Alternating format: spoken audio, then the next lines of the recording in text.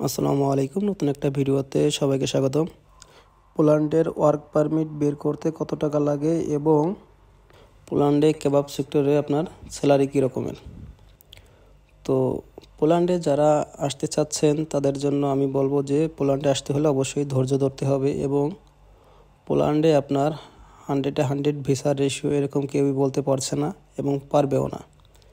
কারণ পৃথিবীর আমি যতগুলো দেশ দেখছি যে পোল্যান্ডে আপনি যদি আপনার ওয়ার্ক পারমিটের জন্য অ্যাপ্লাই করেন তাহলে আপনার 100% ওয়ার্ক পারমিট বের হবে। যেরকম ধরেন আপনার ইতালি যদি আপনি অ্যাপ্লাই করেন আপনার নুলস্থা বেরোতেও পারে নাও বেরোতেও পারে, কিন্তু পোল্যান্ডের ক্ষেত্রে এরকম না। পোল্যান্ডে আপনি অ্যাপ্লাই করলেন, আপনার ওয়ার্ক পারমিট 3 মাস পরে হোক বা 6 মাস পরে হোক, আপনি যদি ফার্স্টে একবার ক্যান্সেল হয় দ্বিতীয়বার অ্যাপ্লাই করলে আপনার ওয়ার্ক পারমিট বেরোবে, বা আপনার যদি ওই কোম্পানিতে না বেরো অন্য কোম্পানিতে অ্যাপ্লাই করলে আপনার ওয়ার্ক পারমিট বেরোবেই।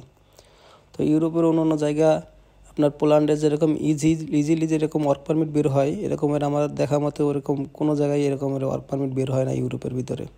তো এই ওয়ার্ক পারমিটের ভিতরে একটা বিজনেস শুরু হয়ে গেছে। যেরকম ধরেন আমার এদেশে একটা কোম্পানি আছে, একটা কেবাব শপ আছে, আমি একটা কেবাব শপ থেকে একটা ওয়ার্ক পারমিট বের করলাম। ওয়ার্ক পারমিট বের করার পরে আমি ওয়ার্ক পারমিট বাবদ আমি আপনাদের কাছ থেকে 1 লাখ টাকা নিলাম।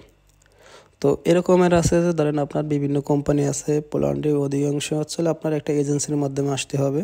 এজেন্সি বলতে এরা হচ্ছে একটা সাপ্লাই কোম্পানি।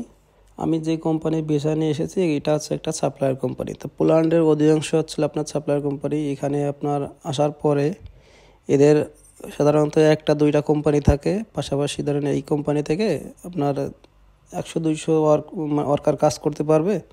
এরা লোক আনে, ধরেন মনে করেন যে 800-1000 লোক আনবে, 200 লোক ওদের কোম্পানিতে কাজ করাবে এবং 800 লোক বাইরের যে কোনো মনে করেন যে কোম্পানির সাথে ডিল করবে। ডিল করার পরে এরা কাজে দিবে। তো যদি ওই সমস্ত কোম্পানি থেকে যদি কোনো কারণে যদি কাজ না থাকে তাহলে ওদের কোম্পানিতে কাজ করায়। তা ওদের কোম্পানিতে সাধারণত 8 ঘন্টা ডিউটি থাকে। তো 8 ঘন্টা ডিউটি সাধারণত মানুষ করতে চায় না, আমরা যারা এশিয়ান লোক আছি, কারণ 8 ঘন্টায় আপনার কোম্পানি থেকে যদি নর্মাল কাজ হয় সেক্ষেত্রে আপনার এখন কত পার আওয়ার 20 জলতি 21 জলতি করে দিবে। আর যদি একটু হার্ডি কাজ হয় তাহলে আপনার মনে করেন যে 22, 24, 25 জলতি দিবে। আর যারা ওয়েল্ডিংয়ের কাজ জানেন তাদের তো আলাদা হিসাব, যারা ভারী কাজ জানেন তাদের হিসাব আসলে অন্য রকমের, তাদের 30, 32, 35, 36, 40 জলতিও চলে।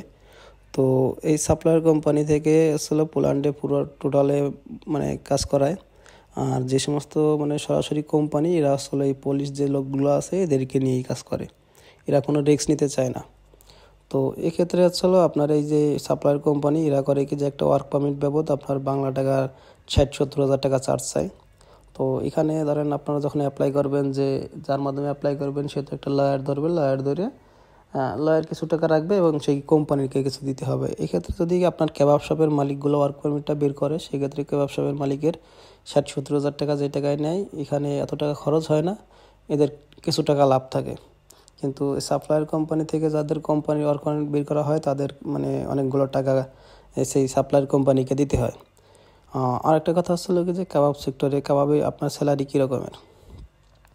কাবাবে সাধারণত 2 ধরনের স্যালারি ধরা হয়। যেরকম ধরেন আপনার একটা আছে আসলে আপনার মান্থলি, ঠিক আছে। আপনি যদি নতুন আসেন তাহলে আপনার স্যালারি ধরবে 3000 বা 3200-3500 জলতি, যেটা বাংলা টাকার 90 থেকে 1 লাখ টাকা স্যালারি শুরু হবে। তো আপনার যখন 3 মাস 4 মাস 5 মাস কাজ করবেন তখন আস্তে আস্তে আপনার স্যালারি বাড়বে। আর আরেকটা সিস্টেম আসলে আপনার পার আওয়ার। কাবাব শপে আপনার সাধারণত আপনার কত 13, 14, 15, 16 জলতি এরকম হায়েস্ট দেয় পার আওয়ার। নতুন যারা আসে তাদের তো আপনার কাজ সেখানে লাগে, সেক্ষেত্রে আপনার 12, 13, 14 জলতি করে শুরু করে।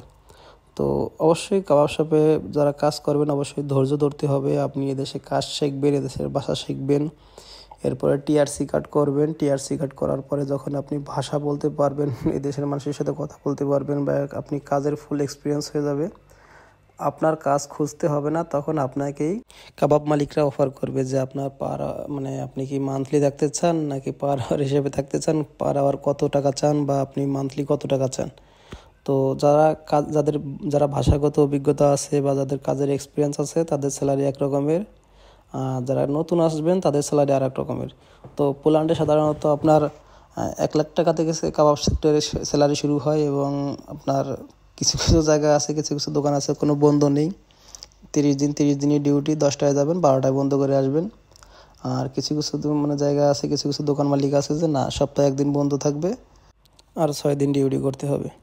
তো অবশ্যই পোল্যান্ডে আসার পরে আপনি যেই কাজ করেন না কেন ধৈর্য ধরতে হবে। কাবাবে আসার পরে অনেকে আমি দেখতেছি যে পাগল হয়ে যাচ্ছেন যে না ভাই কাবাবে কাজ করব না, কোম্পানিতে কাজ করবো। ভাই আসলে কোম্পানিতে কাজ করতে হলে আপনার সব কোম্পানি তো আর এক রকমের না। আপনি যে কোম্পানিতে যাবেন, কোম্পানিতে যাওয়ার পরে আপনার অবশ্যই ভাষাগত মানে এক্সপিরিয়েন্স থাকতে হবে। আর আপনি যাদের সাথে কাজ করবেন পলিশ লোক, অধিকাংশ মানুষই আপনার ইংলিশ জানে না। তো এই ক্ষেত্রে আপনার ঝামেলা হবে। আর যখন আপনি একটা এজেন্সির মাধ্যমে বা একটা সাপ্লায়ার কোম্পানির মাধ্যমে আসবেন, তারা সবসময় তো আর আপনার যে কোম্পানিতে কাজে দেবে সেই কোম্পানিতে আর থাকবে না। তারা মাঝে মাঝে ভিজিট করতে আসবে এবং তাদের সাথে আপনার ফোনের নাম্বারে কথা বলতে হবে বা ইমেইল করতে হবে, ইমেইলে কথা হবে। তো এখানে কোম্পানিতে কাজ করতে হলে অনেক কিছুই আপনার বলতে মনে চাইলেও আপনি বলতে পারবেন না, কিন্তু একটা কাবাব শপে আসলে আপনি যদি বাঙালি লোকের সাথে কাজ করেন, আপনি সেখান থেকে কাজ শেখেন, কাজ শেখার পরে টিআরসি কার্ড করেন, ইনশাল্লাহ ভবিষ্যৎ ভালো আছে।